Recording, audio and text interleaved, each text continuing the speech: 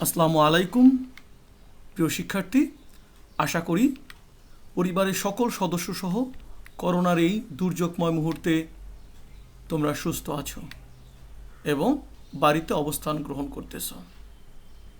প্রিয় শিক্ষার্থী, আজকে আমরা তোমাদের জন্য নিয়ে আসছি তোমাদের হিসাব বিজ্ঞান প্রথম পত্র বইয়ের নবম অধ্যায়ের আর্থিক বিবরণী এর এমসিকিউ অংশ। প্রিয় শিক্ষার্থী, আজকে আমরা তোমাদের দেখাবো 2019 সাল এবং 2018 সালে যে প্রশ্নগুলো বোর্ডে এসেছে সেই প্রশ্নগুলোর এমসিকিউর উত্তর এবং তার ব্যবহারিক বিষয় তোমাদের সামনে উপস্থাপন করব।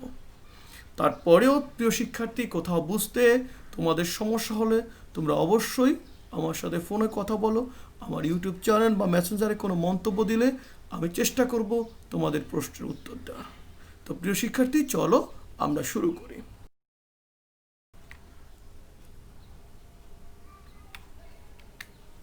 মহান আল্লাহর নামে শুরু করছি। নিচের কোনটি পরোক্ষ খরচ ঢাকা বোর্ড 2019? প্রিয় শিক্ষার্থী, আমরা জানি আন্তঃপরিবহন, ডক চার্জ, আমদানি শুল্ক এগুলো হচ্ছে প্রত্যক্ষ, সো নিরীক্ষা খরচটা হচ্ছে আমাদের পরোক্ষ খরচ। নাম্বার 2, মূলধনের পরিমাণ 1,20,000 টাকা, সাধারণ সঞ্চিতি 30,000, ঋণ 20,000 টাকা এবং বিবিধ পাওনাদার 45,000 টাকা হলে বহির্দায়ের পরিমাণ কত? ঢাকা বোর্ড 2019। প্রিয় শিক্ষার্থী, আমরা জানি বহির্দায় বলতে যে দায়ের উপর মালিক দাবি করতে পারে না। এখানে আমরা দেখতে পাচ্ছি ঋণ এবং বিবিধ পাওনাদার, এই দুইটা দায় হচ্ছে তৃতীয় পক্ষের দাবি। আমরা জানি যে মালিকের দাবি বাদে প্রতিষ্ঠানে তৃতীয় পক্ষের দাবিকেই বলতে পারি বহির্দায়। সো ঋণ প্লাস বিবিধ পাওনাদার এই দুইটি যোগ করলে আমরা পেয়ে যাচ্ছি 65,000। সো প্রকৃত উত্তর হচ্ছে ঘ, 65,000 টাকা। অগ্রিম বিমা সালামি 2,000 টাকা। হিসাবকাল শেষে উক্ত অগ্রিম বিমা সালামির মেয়াদ উত্তীর্ণ হলে আর্থিক বিবরণীতে কি হবে? রাজশাহী বোর্ড 2019 এসেছে। প্রিয় শিক্ষার্থী, আমাদের অগ্রিম বিমা সালামি 2,000, হিসাবকাল শেষে অগ্রিম বিমা সালামির মেয়াদ যদি উত্তীর্ণ হয়, তার মানে সেক্ষেত্রে কি হতে পারে? 2,000 টাকার অগ্রিম বিমা সালামি হ্রাস পাবে, কথাটি সঠিক। মোট চলতি সম্পদ 2,000 টাকা হ্রাস পাবে, এটাও সঠিক। বিমা খরচ 2,000 টাকা হ্রাস পাবে, এটা সঠিক নয়। কারণ আমরা জানি অগ্রিম বিমা সালামি যখন মেয়াদ উত্তীর্ণ হয় তখন একদিকে যেমন আমার সম্পদ হ্রাস পায়, অন্যদিকে খরচ বৃদ্ধি পায়। সো বিমা খরচ বৃদ্ধি পাবে, হ্রাস পাবে, এটা সঠিক নয়। সো প্রকৃত উত্তর হচ্ছে 1 ও 2, যেটা রয়েছে ক নাম্বারে। প্রারম্ভিক মজুত পণ্যের মূল্য 50,000 টাকা, নিট ক্রয়ের পরিমাণ 1,25,000 টাকা এবং সমাপনী মজুদের ক্রয় মূল্য 15,000 টাকা। রাজশাহী বোর্ড 2019 এসেছে। সমন্বিত ক্রয়ের পরিমাণ কত? প্রিয় শিক্ষার্থী, আমরা জানি সমন্বিত ক্রয় ইকুয়াল প্রারম্ভিক মজুদ যোগ নিট ক্রয় বিয়োগ সমাপনী মজুদ পণ্য। প্রিয় শিক্ষার্থী, আমরা যদি মান বসাই পেয়ে যাচ্ছি 1,60,000 টাকা। সো 1,60,000 রয়েছে ঘ নম্বরে। সো প্রকৃত উত্তর 1,60,000 টাকা। সমাপনী মজুদের বাজার মূল্য 10,000 টাকা হলে মোট লাভের উপর কি প্রভাব পড়বে? প্রিয় শিক্ষার্থী, আমরা জানি সমাপনী মজুদ পণ্যর মূল্য যদি বৃদ্ধি পায় সেই ক্ষেত্রে মোট লাভ বৃদ্ধি পায়, সমাপনী মজুদের মূল্য যদি হ্রাস পায় সেই ক্ষেত্রে মোট লাভ হ্রাস পায়। প্রিয় শিক্ষার্থী, এখানে একটু বিষয় বলার চেষ্টা করি। আমাদের ক্রয় মূল্য 15,000 এবং বাজার মূল্য 10,000। আমরা জানি রক্ষণশীলতার নীতি অনুযায়ী যেই মূল্যটি কম সেই মূল্যটি হিসাবভুক্ত করতে হয়। সো আমাকে হিসাবভুক্ত করতে হবে 10,000 টাকা। যেহেতু আমি কম মূল্যটি হিসাবভুক্ত করব, সেই কারণে আমার কিন্তু মোট লাভ হ্রাস পেয়ে যাবে 5,000 টাকা। সেটা রয়েছে খ নাম্বারে। সো প্রকৃত উত্তর খ নাম্বার। অনুপার্জিত সেবায়ের পরিমাণ 50,000 টাকা, উহার 5/2 অংশ উপার্জিত হলে হিসাবকাল শেষে চলতি দায়ের পরিমাণ কত? প্রিয় শিক্ষার্থী, অনুপার্জিত সেবায় এটা আমাদের চলতি দায় 50,000 টাকা। যার 5/2 অংশ যদি উপার্জিত হয় তাহলে উপার্জিত হয়নি কতটুকু? 5/3 অংশ। সো 50,000 গুণ 5/3 অংশ যদি আমরা করে দেই সেই ক্ষেত্রে পেয়ে যাচ্ছি 30,000 টাকা। সো প্রকৃত উত্তর খ, সেখানে রয়েছে 30,000 টাকা। বিক্রেতার নিকট ভ্যাট কি? প্রিয় শিক্ষার্থী, আমরা জানি বিক্রেতার নিকট ভ্যাট একটি দায়, কারণ এটা সরকারকে পরিশোধ করতে হবে। এই কারণে প্রকৃত উত্তর হচ্ছে গ, দায়। আর্থিক অবস্থার বিবরণী থেকে জানা যায় স্থায়ী ও চলতি সম্পদের পরিমাণ সঠিক, স্বল্পমেয়াদী ও দীর্ঘমেয়াদী দায়ের পরিমাণ সঠিক, মালিকের মূলধনের পরিমাণ সঠিক। সো প্রকৃত উত্তর হচ্ছে ঘ 1, 2 ও 3।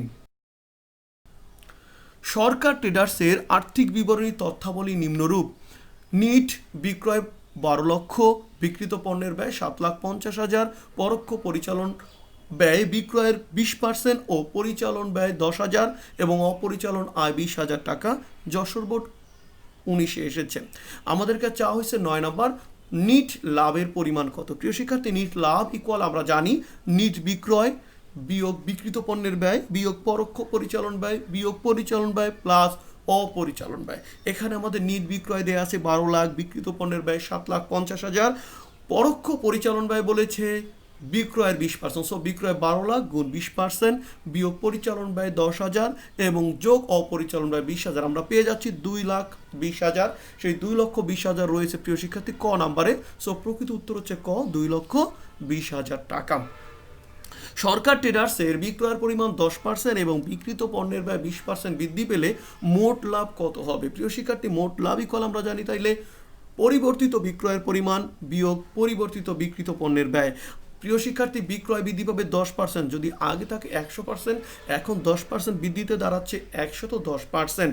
বিক্রিত পণ্যের ব্যয় বৃদ্ধি পাবে 20%। প্রিয় শিক্ষার্থী, যদি পূর্বে থাকে 100%, সো এখন হচ্ছে 120%। আমরা যেটা করেছি 12 লক্ষ গুণ 110% বিয়োগ বিক্রিত পণ্যের ব্যয় 7,50,000 গুণ 120%। আমরা বিয়োগ করে রেজাল্ট পাচ্ছি 4,20,000, যেটা প্রিয় শিক্ষার্থী রয়েছে গ নাম্বারে 4,20,000 টাকা। অনাদায়ী পাওনা কি জাতীয় দফা? প্রিয় শিক্ষার্থী, আমরা জানি অনাদায়ী পাওনা হচ্ছে পরিচালন ব্যয়। সো ক নাম্বারটাই হচ্ছে প্রকৃত উত্তর, পরিচালন ব্যয়।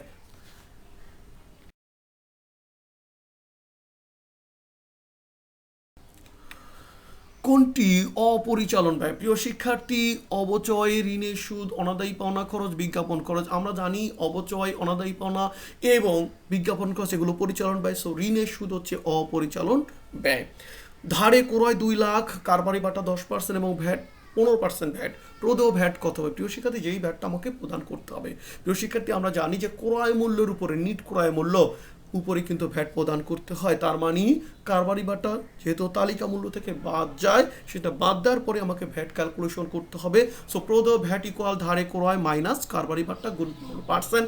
আমরা মান বসালে পেয়ে যাচ্ছি 27,000, যেটা রয়েছে গ নাম্বারে। প্রকৃত উত্তর গ 27,000 টাকা। আর্থিক বিবরণীর IS 1 ধাপগুলো হলো, আর্থিক বিবরণী IS 1 অনুযায়ী ধাপগুলো: বিশদ আয় বিবরণী, মালিকানা সত্ত্ব বিবরণী, ঠিক আছে। আর্থিক অবস্থার বিবরণী, নগদ প্রবাহ বিবরণী, ঠিক আছে। আর্থিক অবস্থা বিবরণীতে ব্যবহৃত টিকা, এটাও ঠিক আছে। সো প্রকৃত উত্তর হচ্ছে ঘ 1, 2 ও 3। বিবরণী তৈরির মূল উদ্দেশ্য কি? নিট ক্রয় বিক্রয় নির্ণয়, না মোট লাভ বা ক্ষতি নির্ণয়, নো নিট লাভ বা নিট ক্ষতি নির্ণয়। প্রিয় শিক্ষার্থী, এটাই হচ্ছে প্রকৃত উত্তর, নিট লাভ বা নিট ক্ষতি নির্ণয়। আর্থিক অবস্থা নির্ণয় এটাও সঠিক নয়। সো প্রকৃত উত্তর হচ্ছে গ নিট লাভ বা নিট ক্ষতি নির্ণয়। অপরিচালন ব্যয়। প্রিয় শিক্ষার্থী, অপরিচালন ব্যয় কোনটা? বিনিয়োগের সুদ আমরা জানি হচ্ছে আমাদের অপরিচালন আয়। সো ঋণের সুদ, ব্যাংক চার্জ, এটা হচ্ছে অপরিচালন ব্যয়, যেটা রয়েছে গ নাম্বারে 2 এবং 3 হচ্ছে প্রকৃত উত্তর। মাল ক্রয় 2,80,000 টাকা, প্রারম্ভিক মজুদ 10,000 টাকা, বিক্রিত পণ্যের ব্যয় 2,50,000 টাকা এবং মোট মুনাফা 40,000 টাকা। চট্টগ্রাম 2019 এসেছে। সমাপনী মজুদের পরিমাণ কত? প্রিয় শিক্ষার্থী, সমাপনী মজুদের পরিমাণ আমরা বের করতে পারি সূত্রের মাধ্যমে। প্রারম্ভিক মজুদ যোগ মাল ক্রয় বিয়োগ বিক্রিত পণ্যের ব্যয়। আমরা মান বসালে পেয়ে যাচ্ছি 40,000, যেটা রয়েছে খ নাম্বারে। সব প্রকৃত উত্তর হচ্ছে খ 40,000 টাকা। 18 নম্বর, বিক্রয়ের পরিমাণ কত? প্রিয় শিক্ষার্থী, বিক্রয় ইকুয়াল আমরা জানি বিক্রিত পণ্যের ব্যয় প্লাস মোট মুনাফা। প্রিয় শিক্ষার্থী, বিক্রিত পণ্যের ব্যয় আমাদের দেওয়া আছে 2,50,000 এবং মোট লাভ দেওয়া আছে 40,000। মান বসালে আমরা পেয়ে যাচ্ছি 2,90,000 টাকা। আর্থিক বিবরণী প্রস্তুত করা হয় IS কত অনুযায়ী? আমরা জানি প্রিয় শিক্ষার্থী, IS 1 অনুযায়ী আর্থিক বিবরণী প্রস্তুত করা হয়। সো প্রকৃত উত্তর হচ্ছে ক নাম্বার, IS 1। জনাব মিল্টনের ব্যবসায়ের প্রারম্ভিক মূলধন 1,50,000 টাকা, উত্তোলন 10,000 টাকা, বিক্রিত পণ্যের ব্যয় 1,50,000 টাকা এবং বিক্রয় 2,50,000 টাকা। এবছর নিট লাভ হয়েছে 60,000 টাকা। বরিশাল বোর্ড 2019 এসেছে। জনাব মিল্টনের ব্যবসায়ের মালিকানা সত্ত্বের পরিমাণ কত? প্রিয় শিক্ষার্থী, মালিকানা সত্ত্বের পরিমাণ ইকুয়াল আমরা জানি প্রারম্ভিক মূলধন প্লাস নিট লাভ বিয়োগ উত্তোলন। আমরা প্রিয় শিক্ষার্থী মানগুলো বসাতে পারি। প্রারম্ভিক মূলধন 1,50,000, আমাদের প্রিয় শিক্ষার্থী নিট লাভ দেওয়া আছে 60,000 এবং উত্তোলন দেওয়া আছে 10,000। মান বসালে পেয়ে যাচ্ছে 2 লক্ষ টাকা, যেটা রয়েছে গ নাম্বারে। প্রকৃত উত্তর গ, 2 লক্ষ টাকা। নাম্বার 21, বিক্রিত পণ্যের ব্যয় 10% কম হলে ব্যবসায়ের আর্থিক বিবরণীতে কি প্রভাব পড়ে? প্রিয় শিক্ষার্থী, বিক্রিত পণ্যের ব্যয় যদি হ্রাস পায় সেক্ষেত্রে আমরা জানি মোট লাভ বৃদ্ধি পায়। মোট লাভ বৃদ্ধি পেলে অপরদিকে নিট লাভও বৃদ্ধি পায়। আমরা একটু দেখি কি বলেছে। নিট লাভ বৃদ্ধি পাবে সঠিক, নিট লাভ হ্রাস পাবে এটা সঠিক নয়। মালিকানা সত্ত্ব বৃদ্ধি পাবে এটাও সঠিক, কারণ নিট লাভ যদি বৃদ্ধি পায় সেটা আমরা জানি মূলধনের সাথে যোগ হয়, মালিকানা সত্ত্ব বৃদ্ধি পাবে। প্রকৃত উত্তর হচ্ছে আমাদের খ, 1 ও 3। জনাব ডাল্টন ব্যবসায়ের জন্য 60,000 টাকা মূল্যের একটি মেশিন ক্রয় করেন। মেশিনটির পরিবহন ও সংস্থাপন ব্যয় 5,000 ও 3,000 টাকা। বছর শেষে মেশিনটির উপর 10% হারে অবচয় ধার্য করা হয়। মেশিনটি একটি ত্রুটি দেখায় 72,000 টাকায় বিক্রয় করা হলেও মুনাফা জাতীয় ব্যয়ের পরিমাণ কত? প্রিয় শিক্ষার্থী, মুনাফা জাতীয় ব্যয়ের পরিমাণ, এখানে যে মেশিন ক্রয় করা হয়েছে তার পরিবহন করা, সংস্থাপন সব কিছুই কিন্তু মূলধন জাতীয় ব্যয় আমরা জানি, এবং সেটার জন্য ওই মেশিনকে ডেবিট করতে হয়। কিন্তু মুনাফা জাতীয় ব্যয়ের মধ্যে আমরা একটু উপাদান পাচ্ছি, সেটা হচ্ছে আমাদের যে অবচয় ধার্য করতে বলেছে, তার মানে অবচয়টা হচ্ছে মুনাফা জাতীয় ব্যয়। আরেকটি বিষয় একটু লক্ষ্য করতে পারি প্রিয় শিক্ষার্থী, এখানে আমাদের ত্রুটি দেখা মেশিনটি বিক্রি করেছে 72,000 টাকা, তার মানে ক্রয় মূল্যের থেকে বেশি, সেটা কিন্তু আমার লাভ। এটা মুনাফা জাতীয় ক্ষতি নয়, মুনাফা জাতীয় লাভ। মুনাফা জাতীয় ব্যয় একটি উপাদান, সেটা হচ্ছে আমাদের অবচয়টা। আমরা একটু গণনা করে দেখার চেষ্টা করেছি। মুনাফা জাতীয় ব্যয় ইকুয়াল মেশিনের ক্রয় মূল্য যোগ পরিবহন ব্যয় যোগ সংস্থাপন ব্যয় গুণ অবচয়ের হার। আমরা মান বসানে পেয়ে যাচ্ছি প্রিয় শিক্ষার্থী 6,800 টাকা। প্রকৃত উত্তর হচ্ছে গ, 6,800 টাকা। প্রিয় শিক্ষার্থী, আমরা বারবার বলি মনে যদি না জাগে আকুল পিয়াসা, শুধু চোখে দেখা দিতে এসো না। প্রিয় শিক্ষার্থী, এই যে বিষয়গুলো তোমাকে অবশ্যই বেসিক বিষয়গুলো জানতে হবে যে কিসের উপর আমাকে অবচয় ধরতে হবে। আর আমরা যে বিষয়টা বলি যে শুধু তোমরা যেটা করো জাস্ট একটু ভিডিওটা দেখে লাইক কমেন্টস করে চলে যাও, কিন্তু পুরো ভিডিওটা তোমরা দেখো না। এমসিকিউ পার্টগুলো তোমাদের জন্য খুবই গুরুত্বপূর্ণ, বিশেষ করে এইচএসসি পরীক্ষা, আসন্ন এইচএসসি পরীক্ষা এবং বিশ্ববিদ্যালয় ভর্তি পরীক্ষা। এই ক্ষেত্রে এমসিকিউতে যে যত বেশি দক্ষ, বিশ্ববিদ্যালয় ভর্তি পরীক্ষা সে তত ভালো রেজাল্ট করতে পারবে, এটা আমাদের প্রত্যাশা। সেই কারণে আমরা আশা করব শুধু লাইক এবং কমেন্টস না, টোটাল ভিডিওটা তোমরা দেখবা, কোথাও বুঝতে সমস্যা হলে অবশ্যই আমার সাথে শেয়ার করবা। প্রিয় শিক্ষার্থী, উদ্বৃত্তপত্র মিলে যায় কেন? বরিশাল বোর্ড 2019 এসেছে। সকল লেনদেনগুলো হিসাবভুক্ত হওয়ার কারণে, রেওমিল যোগফল সমান হওয়ার কারণে, হিসাব চক্রের ধাপ অনুসরণ করার কারণে, দুতরফা দাখিলা পদ্ধতির কারণে। প্রিয় শিক্ষার্থী, সবগুলো উত্তরই কাছাকাছি, কিন্তু এর মধ্যে থেকে প্রকৃত যেটা কাছাকাছি দুতরফা দাখিলা পদ্ধতি, কারণ দুতরফা দাখিলা পদ্ধতির উপর ভিত্তি করেই আমি বাকি 3টি কাজ সম্পন্ন করে থাকি। এখানে সবচেয়ে যৌক্তিক উত্তর হচ্ছে দুতরফা দাখিলা পদ্ধতির কারণে। এই উত্তরটাই আমাকে গ্রহণ করতে হবে। নাম্বার 24, বিক্রিত পণ্যের ব্যয় 1 লক্ষ টাকা, বিক্রয়ের উপর মোট লাভের হার 20% হলে বিক্রয়ের পরিমাণ কত? প্রিয় শিক্ষার্থী, বিক্রিত পণ্যের ব্যয় দেওয়া আছে আর লাভ দেওয়া আছে প্রিয় শিক্ষার্থী বিক্রয়ের উপর। তাহলে মনে করি বিক্রয় কত টাকা? 100 টাকা। বিক্রিত পণ্যের ব্যয় কত হবে? আমরা জানি বিক্রয় থেকে মুনাফা বিয়োগ করলে বিক্রিত পণ্যের ব্যয় পাই। 100 থেকে যদি আমরা 20 বিয়োগ করি তাহলে বিক্রিত পণ্যের ব্যয় দাঁড়াচ্ছে 80। আমরা দেখো বিক্রয়ের পরিমাণ ইকুয়াল টু লিখেছি বিক্রিত পণ্যের ব্যয় গুণ 100/80, কারণ আমি যেহেতু বিক্রয় বের করতে চাচ্ছি, বিক্রয় 100 আর বিক্রিত পণ্যের ব্যয় 80, যেহেতু আমার বিক্রিত পণ্যের ব্যয় দেওয়া আছে সেই কারণে আমি 80 দিয়ে ভাগ করব, 100 দিয়ে গুণ করব। মান বসালে প্রিয় শিক্ষার্থী আমরা পেয়ে যাচ্ছি 1,25,000 টাকা, যেটা আমাদের রয়েছে ঘ নাম্বারে 1,25,000 টাকা। এটাই হচ্ছে প্রকৃত উত্তর। বিজ্ঞাপন খরচ 40,000 টাকা এবং বিনামূল্যে পণ্য বিতরণ 10,000 টাকা, যা 4 বছরে অবলম্বন করতে হবে। প্রিয় শিক্ষার্থী, আমাদের কাছে কি চাওয়া হয়েছে একটু দেখার চেষ্টা করি। চলতি বছরে বিজ্ঞাপন খরচ কত? প্রিয় শিক্ষার্থী, আমাদের বলেছে 4 বছরে অবলম্বন করতে হবে। চলতি বছর বলতে 1 বছর, তার মানে 1 বছরে আমাকে অবলম্বন করতে হবে। তো আমরা কিভাবে করেছি একটু দেখো। বিজ্ঞাপন খরচ ইকুয়াল বিজ্ঞাপন যোগ বিনামূল্যে পণ্য বিতরণ গুণ 1/4, যেহেতু 1 বছরে আমরা অবলম্বন করব। মান বসালে পেয়ে যাচ্ছি 12,500 টাকা। নাম্বার 26, চলতি বছর শেষে বিলম্বিত বিজ্ঞাপনের পরিমাণ কত টাকা? প্রিয় শিক্ষার্থী, বিলম্বিত বিজ্ঞাপন ইকুয়াল আমরা লিখতে পারি মোট বিজ্ঞাপন বিয়োগ চলতি বছরের বিজ্ঞাপন খরচ, মান বসালে পেয়ে যায় 37,500 টাকা। এছাড়া প্রিয় শিক্ষার্থী আরেকটা বিষয় আমরা করতে পারি মোট বিজ্ঞাপন গুণ, যেহেতু 1 বছর অবলোপন হয়েছে 4/1 সো বাকি থাকে কত? 4/3 50,000 গুণ 4/3 যদি 3/4 দেই তাহলে আমরা পেয়ে যাব 37,500 টাকা। প্রিয় শিক্ষার্থী, তোমাদের কাছে যেটা ভালো মনে হবে তোমরা সেইভাবেই করতে পারো। আমরা একটা পদ্ধতি দেখিয়েছি। রেওয়া মিলে দেওয়া আছে মণিহারি 7,000 টাকা, প্রারম্ভিক মজুদের মধ্যে মণিহারি অন্তর্ভুক্ত আছে 1,000 টাকা এবং সমাপনী মজুদের মধ্যে মণিহারি দ্রব্য আছে 2,000 টাকা। দিনাজপুর বোর্ড 2019 আয় বিবরণীতে মণিহারি খরচ কত টাকা দেখাতে হবে? প্রিয় শিক্ষার্থী, মণিহারি খরচ ইকুয়াল আমরা বলতে পারি প্রারম্ভিক মণিহারি যোগ মণিহারি বিয়োগ সমাপনী মণিহারি, মান বসালে আমরা পেয়ে যাচ্ছি 6,000 টাকা, যেটা রয়েছে প্রকৃত উত্তর গ নাম্বারে। সব প্রকৃত উত্তর হচ্ছে গ, 6,000 টাকা। আর্থিক অবস্থার বিবরণীতে অব্যবহৃত মণিহারি কত টাকা? প্রিয় শিক্ষার্থী, প্রশ্নে বলে দিয়েছে সমাপনী মজুদের মধ্যে মণিহারি দ্রব্য আছে 2,000 টাকা। এই যে সমাপনী মজুদের মধ্যে 2,000 টাকা মণিহারি অব্যবহৃত আছে, অন্তর্ভুক্ত আছে, এটাই কিন্তু অব্যবহৃত মণিহারি। সো প্রকৃত উত্তর হচ্ছে 2,000 টাকা, যেটা রয়েছে খ নাম্বারে। সো প্রকৃত উত্তর হচ্ছে খ, 2,000 টাকা। বিমা প্রিমিয়াম দেওয়া আছে 2,400 টাকা এবং সমন্বয়ে বলা ছিল যে প্রত্যেক বছর 31 মার্চ তারিখে বাৎসরিক ভিত্তিতে প্রদান করা হয়। আয় বিবরণীতে কি পরিমাণ বিমা প্রিমিয়াম দেখাতে হবে? প্রিয় শিক্ষার্থী, প্রত্যেক বছর 31শে মার্চ, তার মানে এই বছরে আমি আগামী বছর 31শে মার্চ পর্যন্ত দিয়েছি, গত বছরে আমি চলতি বছরে 31শে মার্চ পর্যন্ত দিয়েছি, তার মানে 3 বছরের পরবর্তী বছরের অগ্রিম এবং আমার কাছে 3 মাসের পরবর্তী বছরের অগ্রিম এবং 3 মাসের রয়েছে বিগত বছরের অগ্রিম। সো আমরা কিভাবে করবো একটু দেখার চেষ্টা করি। বিমা প্রিমিয়াম ইকুয়াল টু বিমা প্রিমিয়াম বিয়োগ চলতি বছরের অগ্রিম প্লাস বিগত বছরের অগ্রিম।